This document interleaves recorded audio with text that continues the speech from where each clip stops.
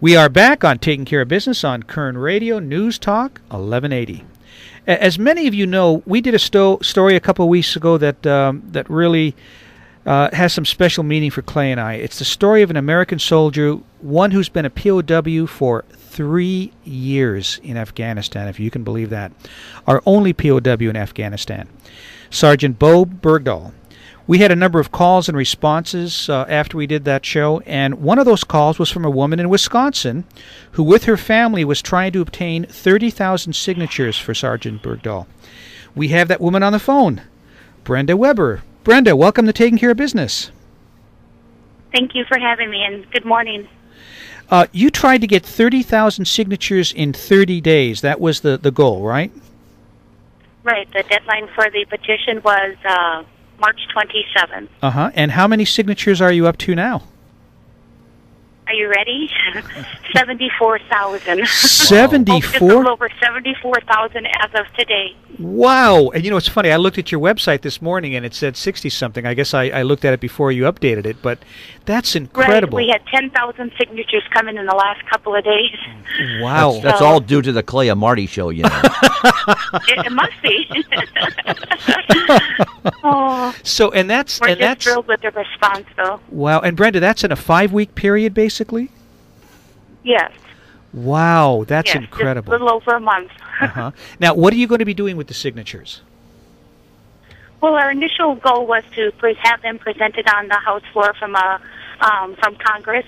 However, with the overwhelming amount of support that has been generated, a number of people have contacted us, and there's many other options. So we're just trying to decide which option would bring us the most leverage. With this amount of signatures, really has said something about. We have signatures literally from every state in the United States of America. And with that amount of signatures, we've been told that our options have really been a lot greater than what we even imagined. So we're just trying to decide what best option that is, along with Mr. and Mrs. Bergdahl, both parents who have reached out to us now and on a number of occasions. So together the Webers and the Bergdahls will make that decision jointly. Fantastic. And, you know, to have that many signatures in that short a period of time, that really tells you how this particular issue really tugs at the hearts of Americans, as it should. Yes, we've been contacted from mothers and fathers who've lost their loved ones and who's been killed in action. We've been contacted from a wounded warrior who he himself, along with his nurse, went out and collected almost 1,000 signatures in the hospital, where he continues to recuperate and heal from being a multiple amputee.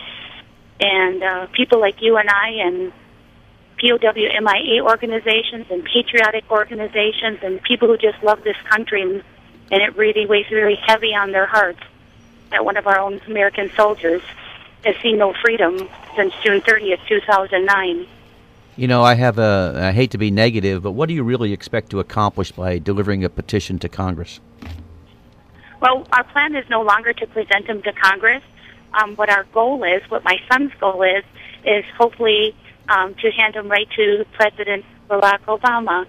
Our family knows that he's the commander-in-chief, and that basically makes him Bowe Bergdahl's boss. And so we're trying to see if that can even happen, but we have no idea how to do it. But this just started out with a prayer, and very patriotic. Our family believes it's our honorable obligation, our patriotic opportunity to try to help this young soldier and bring awareness to his plight. And we're thinking big, and the signatures obviously demonstrate that. And you know, Brenda, my son had a dream that he saluted Sergeant Bowe Bergdahl on American soil, and that Sergeant Bergdahl saluted him back, and he woke us up real early in the morning, and he thought it wasn't a dream. He thought it was God asking him to do something to help the soldier, and that's how this all started. Our guest by phone is Brenda Weber from dosalute.net, raising awareness for our POW in Afghanistan, Sergeant Bergdahl. How do you spell do salute? Whatever. Do salute, dosalute.net. dosalute.net. Right, okay. Which we're going to talk about. Let's back up a minute, Brenda, okay? Tell us about your son, because I think that's a fascinating story as well. Well, he completes our family in many ways, so, you know. in January 2008, my husband and I had made the decision that we were going to adopt an older child and had no idea where or from, but if you'd have told us it would have been from Russia, we'd have probably laughed and giggled out loud. And we were introduced to a program that allowed children to come that were orphans from Russia and to basically be living with a host family. And we were allowed to pick out some photographs, and my husband had picked out a boy named Alexander, who was at that time in the photograph 8 years old. And me, as the mother's heart, it was a bit daunting just to pick from a photograph, and we had an opportunity to view a number of very short videos. And after looking at quite a few of those, this one boy, whose name was Sasha, started to speak, and I started to touch the screen, and I'll tell you right now, I fell in love with that boy, just right there on the spot, just from hearing his voice. And the Russian representative kind of started to chuckle, and my husband was convinced it was a boy named Alexander who was 8, and I was convinced it was the boy, a little bit older boy named Sasha. And here she told us that it was the same exact boy. Oh, wow. We just picked our Johnny. He from a photograph. I get all emotional when I tell this story. Oh, that's okay.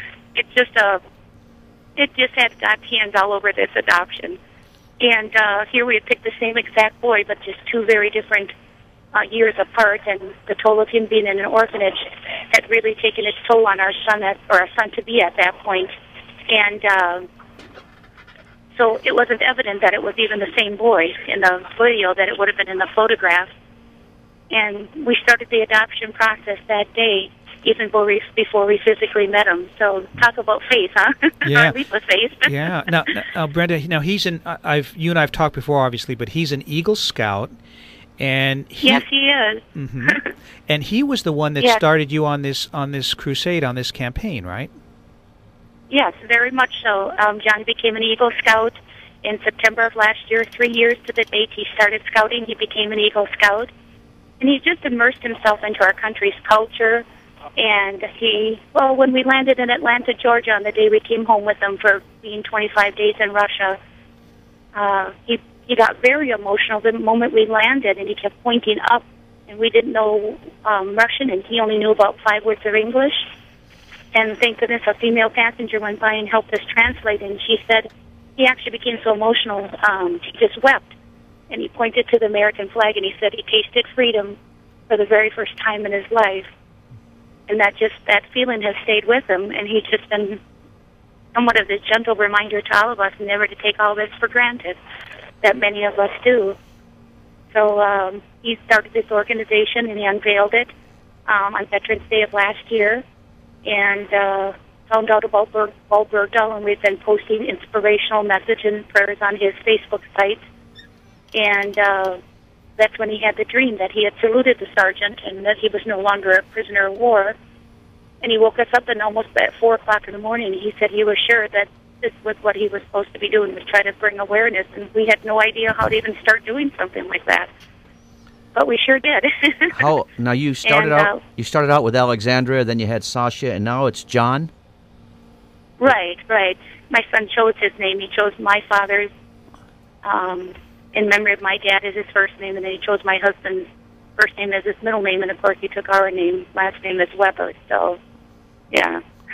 That's a great story. And he's really a blessing. He's I always told him, I said, I thought God probably brought you here to just be a son and have a family of your own and complete our family. And here, I think God probably brought our son here for a lot bigger reasons. I'm thinking than maybe just to be a part of a family and become an Eagle Scout. And his devotion to our veterans, he always says that it's our veterans who, fought and defended and made America what she is. And without that, he probably would have never come here. So this is his opportunity to say, thank you and I respect you. And him giving a veteran his salute means everything to him. Mm-hmm. And so that's how we obviously named the website, Do Salute, because it was just